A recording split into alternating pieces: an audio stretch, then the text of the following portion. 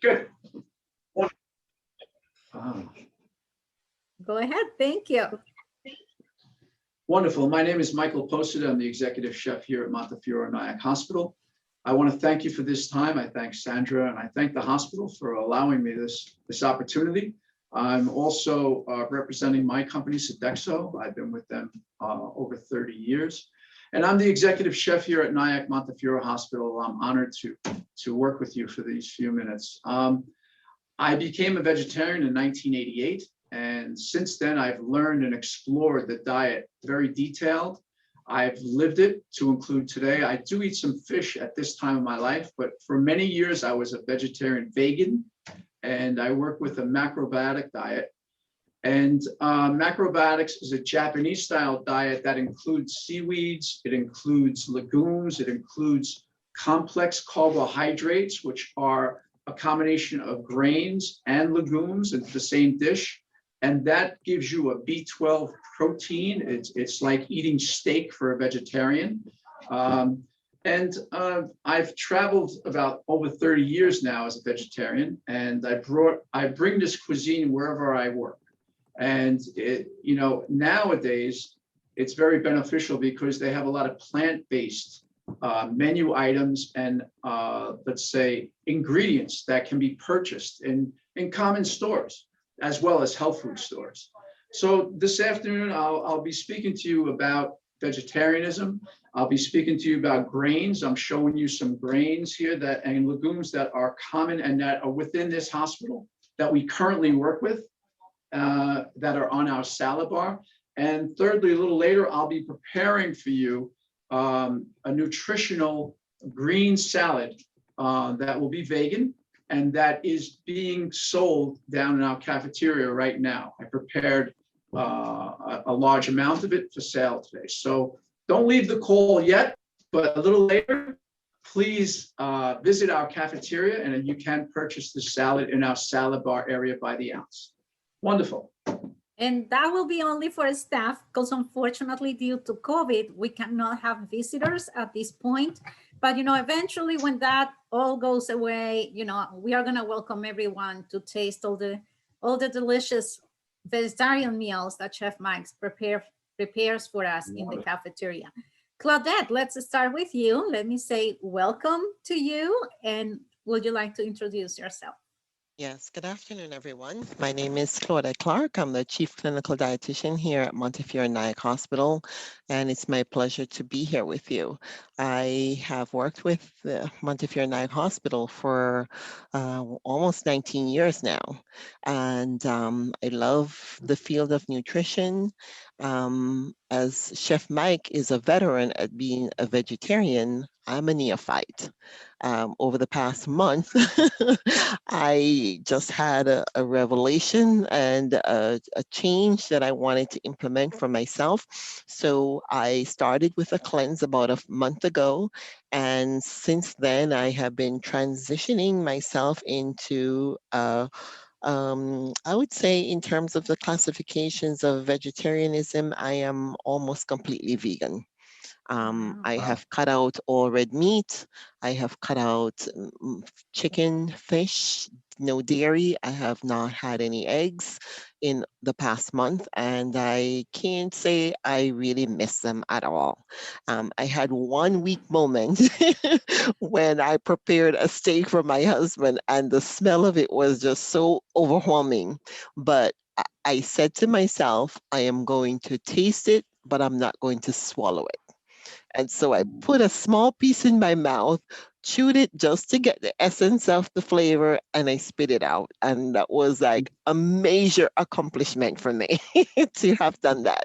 So as I said, I'm on the journey, and I feel great.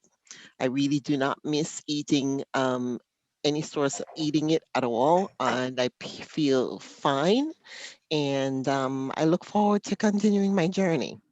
Thank you. Excellent. Well, thank you. I didn't know that you were in that journey, Claudette. That is surprising to me. So now that we're talking about that, and I hear that you mentioned this word transition.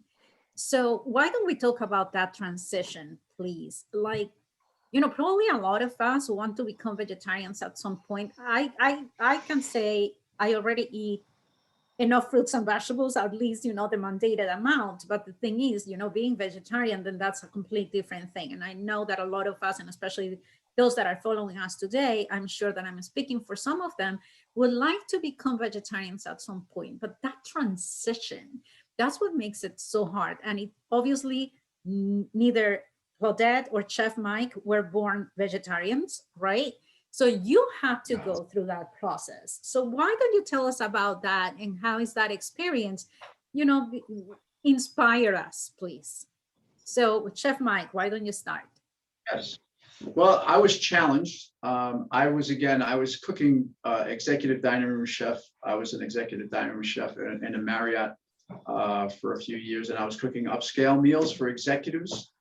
And I was eating some of it, going home because I was a bachelor, and I would eat McDonald's, something quick, something filler. And I found myself not feeling well. I found myself feeling lethargic, very, very run down almost. So I spoke to a cousin of mine, and he told me that as we explored my diet, because that's what he asked me, what do you eat every day? He told me I'm not getting vitamins, I'm not getting minerals. And he challenged me in becoming vegetarian. And he led me, and that's what I would encourage anyone questioning this, to have a network, whether it's 1, 2, or 3 people that you can speak to, as well as read about this type of diet. You want to remain balanced, and you want to get the right amounts of proteins and of course vitamins and minerals, and you want to be versed on what you're doing. And what was fun about becoming a vegan vegetarian was I was learning. I was like a sponge absorbing foods for the first time. I never ate vegetables in my life. I never ate fruits. I was just a meat and potatoes guy that grew up looking at what my father ate. And I just really ate everything that he would eat growing up. So when I became a vegetarian, these grains, brown rice and aduki beans is a red rice, you steam them in a pressure cooker. And you add like a tamari or a tikka masala. It's a tikka seasoning. They're absolutely delicious. Scallions, delicious. And I learned over this time that the food I was eating was actually strengthening my body, my organs, my innards, and I felt better. And I felt better, as Claudette said a few minutes ago. You really feel what you're doing, and you're living. You are what you eat. That's what you're experiencing. So it's a journey, but I would encourage that you have a network of friends or family that can coach you, and that you can talk to about and question about because balance is very important. And in one thing in vegetarian diet, if you are not balanced, you could offset your emotions. And that sounds strange, but it's true.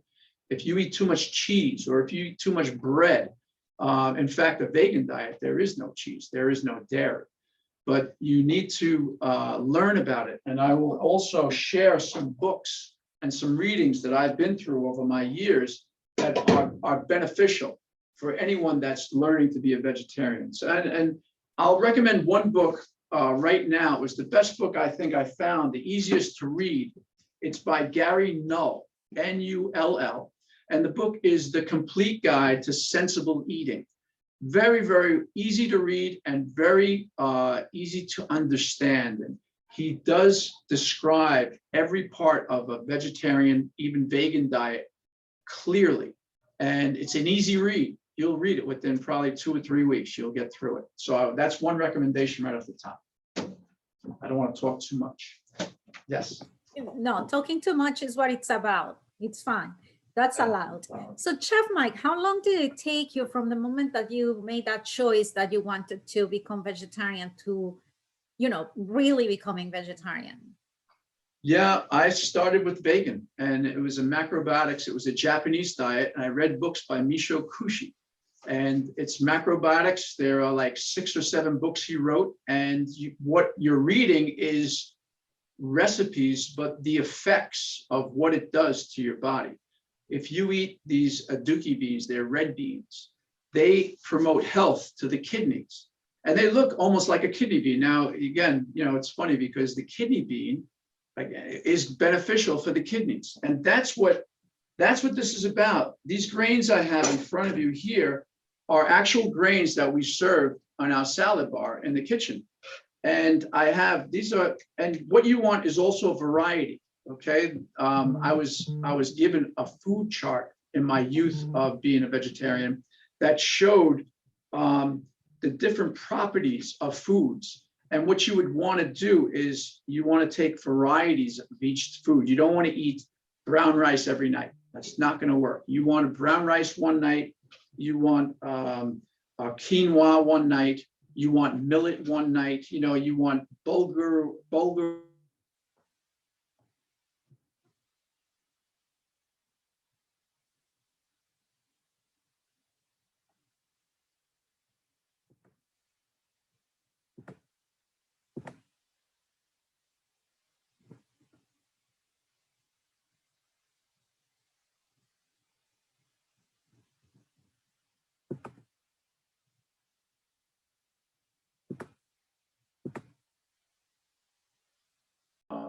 Different types of greens. Good. Welcome back. Good. So these are grains that are common, very common, but very helpful because it's a variety. And what your body loves when you are a vegetarian is variety in meals.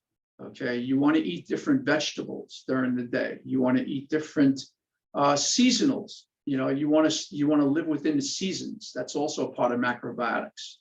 Okay, so I'm going to be working with avocados today, but I don't have the avocado because they're not in season in this part of the country. They're not ripe. So I have an avocado puree we'll be working with. I'm just going to step to the side and put this away. Just 1 second. Now, here is a question for you, Claudette. A lot of people think vegetarian meals lack protein, lack some nutrients, like it's not a complete nutritional meal. So, you know, people have this tendency to say that if you're vegetarian, you're usually, you know, weak and unhealthy, while other people say, you know, on the contrary, you know, you're very healthy. So from a nutritional perspective, what would you say to that? I would absolutely say that that's incorrect. I think with becoming and you know, as there, first let me preface it to say, when we use the term vegetarian, we're using that very loosely because there are different types of diets that include fruits and vegetables. I almost want to say it that way. So you have different kinds of people who follow different levels of using fruits and vegetables in their diet. You have a vegetarian is someone who will include eggs. They will include dairy products. They're not very strict, so to speak. You have Chef Mike, who is a vegan, who eats primarily fruits and vegetables, no eggs, no fish, no dairy, etc. You have a lacto-vegetarian who will use milk, cheese, and yogurt. You have the ovo-vegetarian who will eat eggs, but none of the dairy products, and also will include fruits and vegetables. We spoke about the vegan, and then we have people who are raw vegan who will not cook their fruits and their vegetables at all. Everything that they eat is completely raw. So when we use that term vegetarian, we're using it very loosely. We also have people who are flexitarians, meaning they're flexible. They'll eat their fruits and vegetables, and they may include some animal products also. You have pescatarians who will have fruits and vegetables, but will include fish. You have lacto-ovo, who will do milk and dairy and eggs along with their fruits and vegetables. So, you know, there are different levels of using the term vegetarian. So you need to really specify what are you really doing. But if you are a vegan, which I think is one of the strictest forms of including fruits and vegetables in your body, your diet is not lacking. The trick to it is making sure that you eat foods in combination, because even if we were eating our regular normal American diet, no one food is complete. No one food carries all the nutrients that your body needs. That's why we eat proteins and we eat carbohydrates, we eat fruits and vegetables. We have to eat foods in combination to get everything that the body needs. The same thing goes if you're following a vegan diet.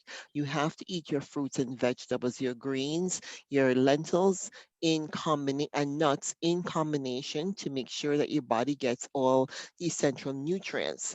And so when we talk about veganism, the main thing that we have to be focused on is our protein sources.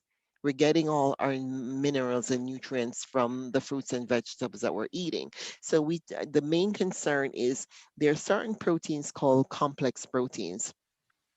And that means that they contain certain vital, essential amino acids that the body cannot make, of which there are 9: histidine, isoleucine, leucine, lysine, methionine, phenylalanine, threonine, tryptophan, and valine. And I know those words mean absolutely nothing to most of us who are listening, but for just for an informational standpoint, those are what we call the essential amino acids. And the use of protein in the body is to build muscle and repair tissue.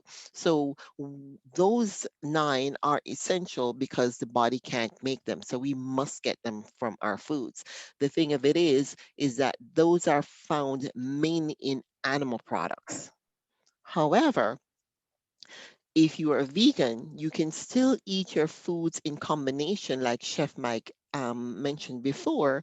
So you make sure that you're eating foods that in combination. So it's not one piece of steak that has all of those essential amino acids, but you eat your rice and beans together. You complement them so that your body does get everything that you need. So I think it's a fallacy to think that if you're eating a strictly even vegan or any of the other combinations of what we call different types of vegetarian diets, you can absolutely get everything that your body needs. Very good, Claudette. Good information. Excellent. Very Yeah, good. thank you. I mean, you answered almost all the questions that I had about proteins and all of that in there. So that's really great. Now tell us a little bit about eating out, because I have the feeling that, when we go to eat out, it's hard to find vegan, especially vegan choices in a menu. So do you have any tips for some of us who want to have a vegetarian meal and just have a good time with friends, but we don't know what to eat? So how do we go about that, Chef Mike? Well, a lot of vegetarian or restaurants these days have a V on the menu board, or on the menu handout menu, you'll see a V representing a vegetarian or vegan diet. And you can question that. Again, vegan is without any type of dairy or meat product or egg product, cheeses, etc. So, and also what has become more friendly now, a lot of restaurants have plant-based foods, and they're more readily available in restaurants / ShopRites, health food stores. And you're seeing a lot more plant-based recipes and menu items on restaurant menus.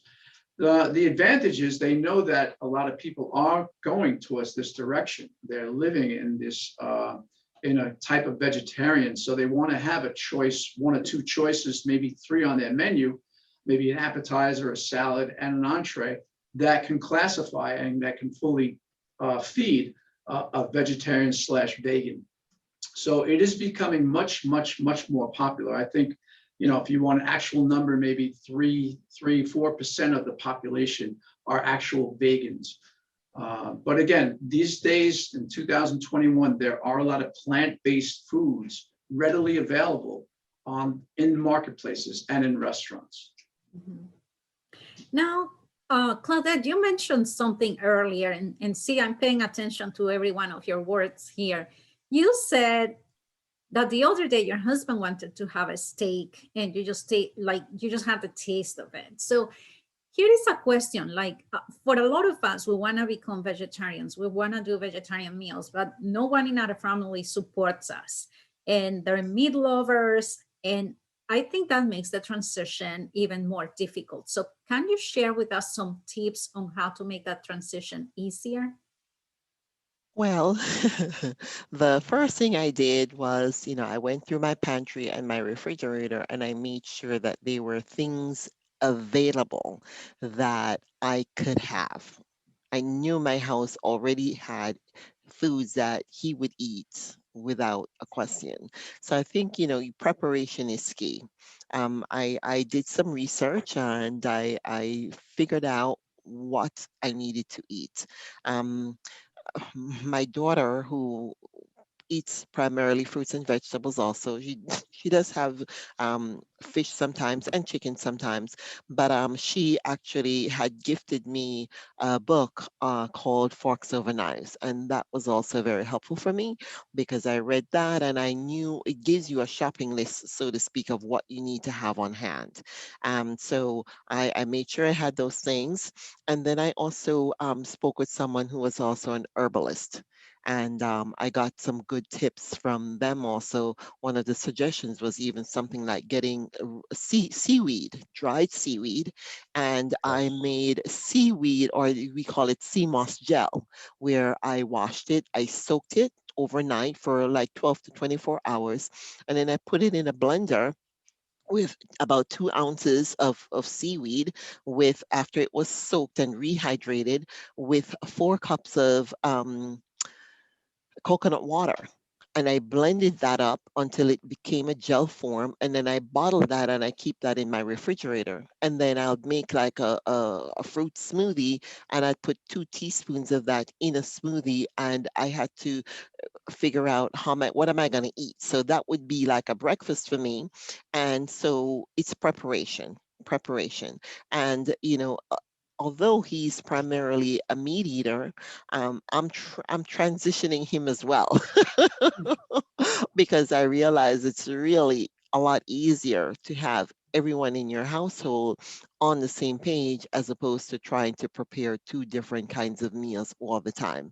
So, and he's coming along. He recognizes the benefits of what I'm trying to do, and so he's also along the journey a little bit, not as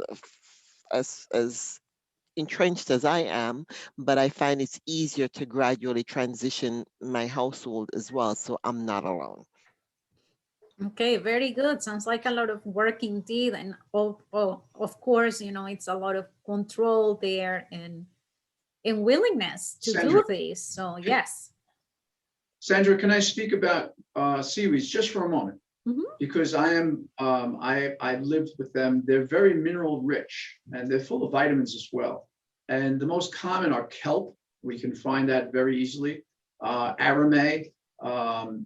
In sushi, they have the nori, and also one called hijiki, which is a fine. It looks like actually like I don't want to say the word worms, but this like black. Mm. Yeah, it's delicious. A quick story: I was a private chef at one point in my life, and I prepared a meal for my let's say the people that I was preparing for, and I made a meal for myself of hijiki, and I put it on the stovetop, and that was going to be part of my meal after I served the family. And the butler put out the hijiki on the table without me knowing it, and it was the owner was Miss Helmsley, Miss Leona Helmsley. She tried it and loved it. And the next day she had me go out to the health food store with her and the bodyguard. And we bought seaweeds, and I started cooking seaweeds for her: kelp, arame, hijiki, etc.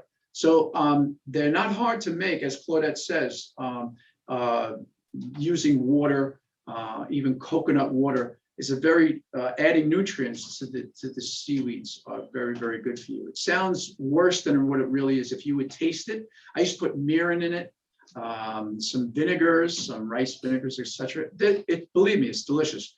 Look up some recipes on kelp, on hijiki. I'm sure it'll challenge you, but I bet you'll like it. You'll like it.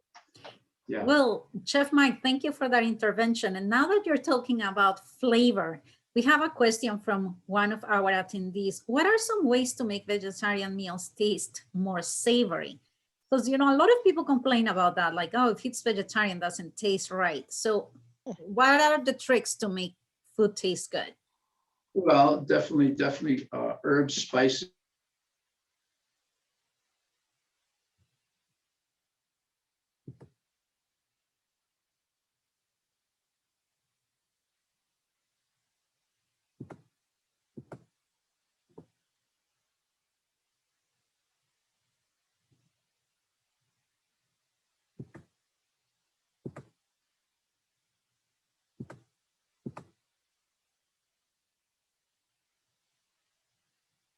High temperature, 400, 450. And when you roast vegetables in a marinade with olive oil, a little garlic, and balsamic vinegar, they'll caramelize, and it adds, again, let's say a note of a more saltier note, and roasting and cooking onions a little bit more, caramelizing them will help benefit the desired and the flavor profile. Excellent, thank you. I do a lot of the caramelized onions. I just love that flavor, and garlic, you know, and definitely herbs and spices helps to add flavor to anything. Like most of the people have the tendency to add a lot of salt, and salt is not the only flavor. As a matter of fact, once you learn to recognize other flavors, I think that you enjoy your food a lot more. Don't you think so? Definitely. And there's salt in a lot of things we add to ingredients. You know, again, if you work with anything with seaweeds, you don't need to add salt to anything. They're from the ocean, so they're already salty. But that type of salt, sea salt, I'll recommend this. Instead of buying the sodium salt from ASCO, buy a sea salt or rock salt. It's more nutritious. They have Himalayan salt, which is pink. Buy that type of salt because it's the organic, and it's healthier for you than the sodium ASCO salt in the little lady with the umbrella. I forget. You know, so Norton? sea salt is delicious. Yes. Yeah. So that's a chef tip. Mm-hmm. Thank you. Now, Claudette, question for you. So, is okay to be a vegetarian at any age? Like, what about children and teenagers? You know, don't teenagers have to eat lots and lots of protein and meat? How do you feel about that? Like I said before, I think it's okay to be a vegetarian at any age. As a matter of fact, you know, I think back at one point I had watched a video also in conjunction with that book, Forks Over Knives, and it spoke of a young man who was an athlete. And you know, athletes burn up a lot of energy. They need a lot of protein because they have a lot of muscle bulk. And so he was ripped and bulky, and he had all the muscles he needed to participate in his sport, and he was a vegetarian.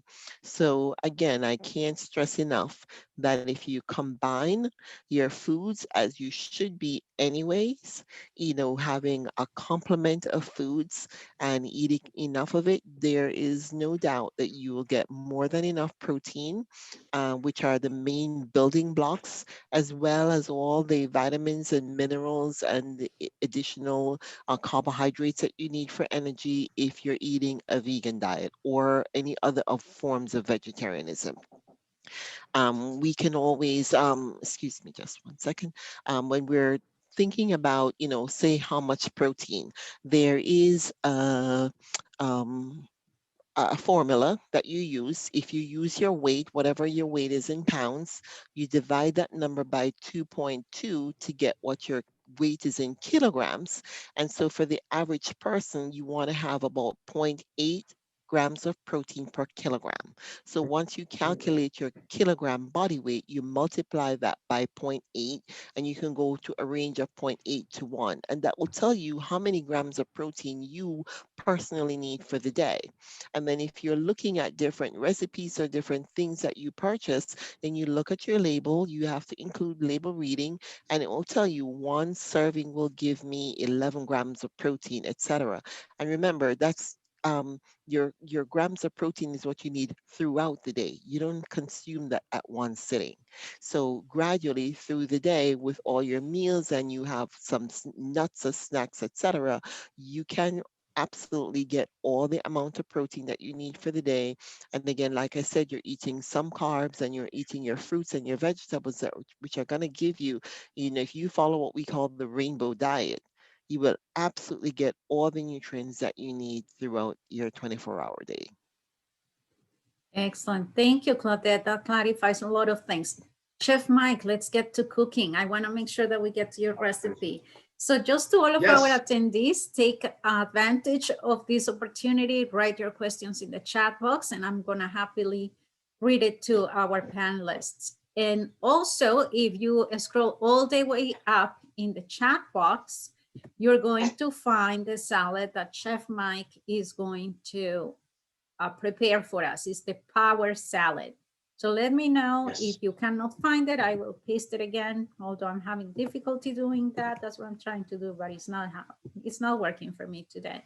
I will describe it. I can describe it. Yeah, but it's there, so people can actually just scroll all the way up in the chat box, and it's the first thing they will be seeing there. So go ahead, please describe it anyhow. Yeah, beautiful. So this is a power green salad that I prepare. It's being prepared right now downstairs, and it is vegan. We're using fresh baby kale. Okay, and we have the fresh baby kale, about a ½ pound. Okay. Sorry. Some shredded, and I shredded this downstairs, some shredded Brussels sprouts. Okay, this is fresh Brussels sprouts, about a ½ pound. And fresh broccoli. Oh, that was the broccoli, actually. And these are the Brussels sprouts. This was broccoli. I'm so sorry. I don't have my glasses on. That's broccoli. And these are the Brussels sprouts. I'm sorry.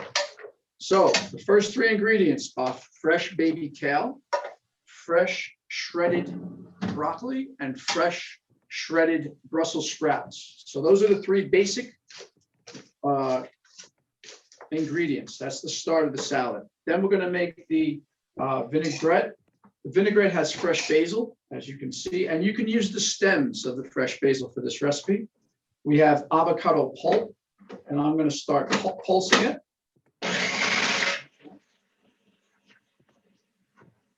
We're going to add some lemon juice, about a ½ cup.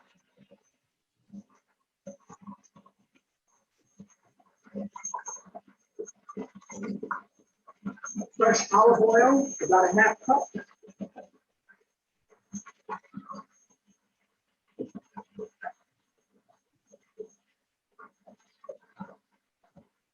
And add a little water just to lighten it up a little.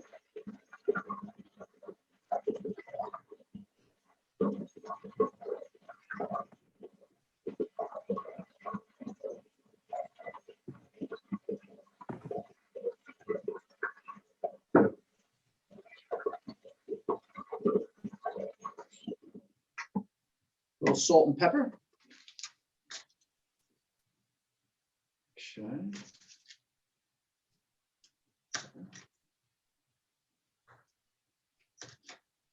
And now we're going to transform this, putting it on the salad.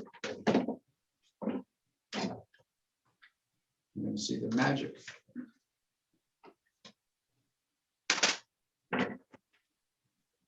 Sorry you're not here to taste it, but it's this easy to do.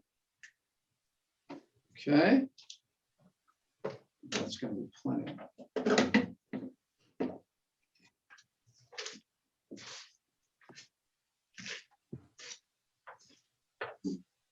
This avocado vinaigrette coats the vegetables and the lemon juice starts to actually break down some of the sinew or the, let's say not the sinew, but the fiber of the vegetable. And then to finish, we use pumpkin seeds, beautiful pumpkin seeds. Okay. Now, for your benefit, I'm going to have to taste it. And you want it to be coated, well coated, but not wet.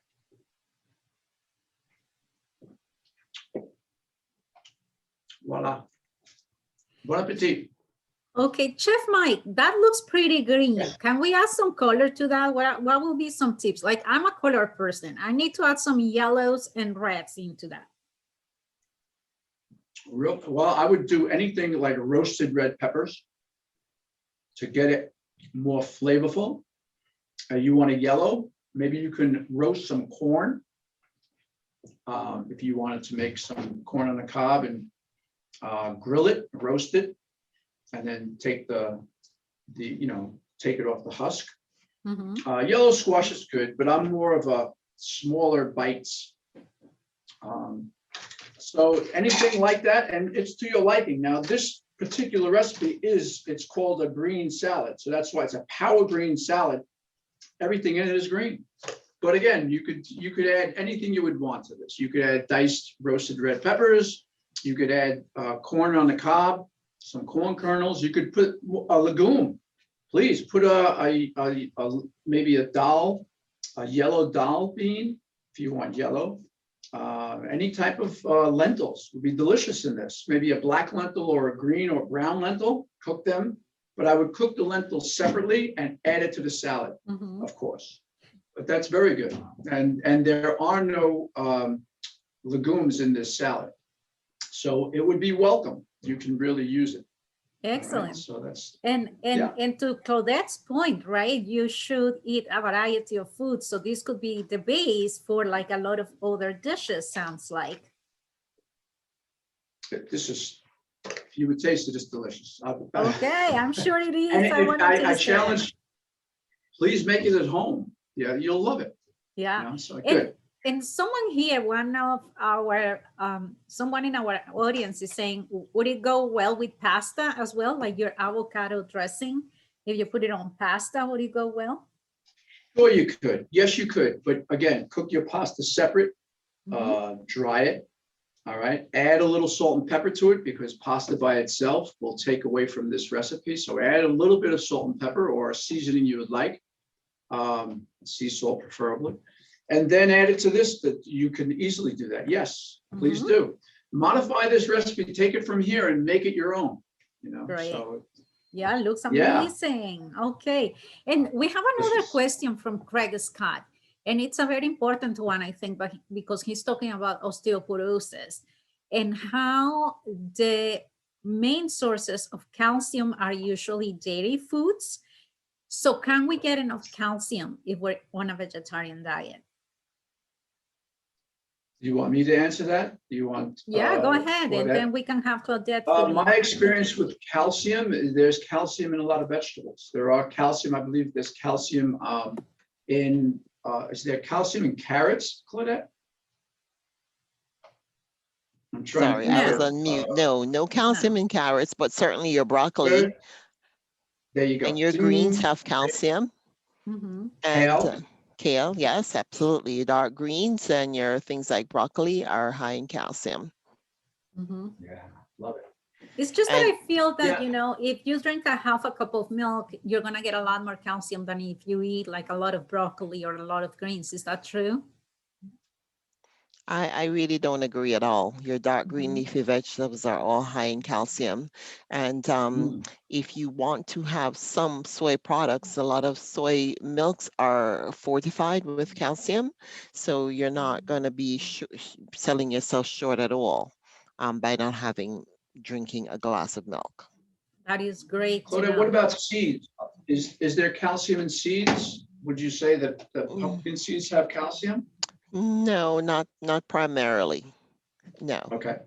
But then seeds will have other nutrients that we need, right? Like, because we were talking about seeds Yes. not too long ago. So we learned about like Yes. the anti-inflammatory properties and the omega-3s and all of that. So it really sounds like if we only eat plants, we're really gonna get every nutrient that we need, even though, you know, the popular belief is that we need meats for protein and calcium and other nutrients. I think that the key is also in those grains that Chef Mike was showing us in the beginning, you know, like the different grains. Thank you for bringing them back. Okay. Yes. You know, because it looks like, you know, like me in particular, I'm like, I guess as many Latinos out there, white rice and beans kind of person, although I like lentils and chickpeas and bulgur, and you know what, we don't use those daily, and it sounds like the key is to really start using different grains every day, correct? Yes. Yes, We have a yes. farro here that's very popular, very, very popular. When we make farro salads downstairs in the cafe, they sell right out. They sell right out. And You know, and these in our audience, it's getting very active here in the chat box, and Aeneas is saying a single cup of sunflower seed kernels contains 109 milligrams of calcium. So look at that. Like, definitely, you know, like that good. milk is only a myth. I think after this we've learned that. And Nereida Franco says, I think animal products are just more convenient, not necessarily healthier. And she also wrote, if we think of other animals, they don't eat meat, they tend to be bigger than those who do, so meat is not essential. And that's true. That's absolutely true. Yes. Yes. And, you Okay. know, as we're talking about, you know, where do we get? I was just, you know, glancing at this where I'd look at some of my notes where what can we swap out for what?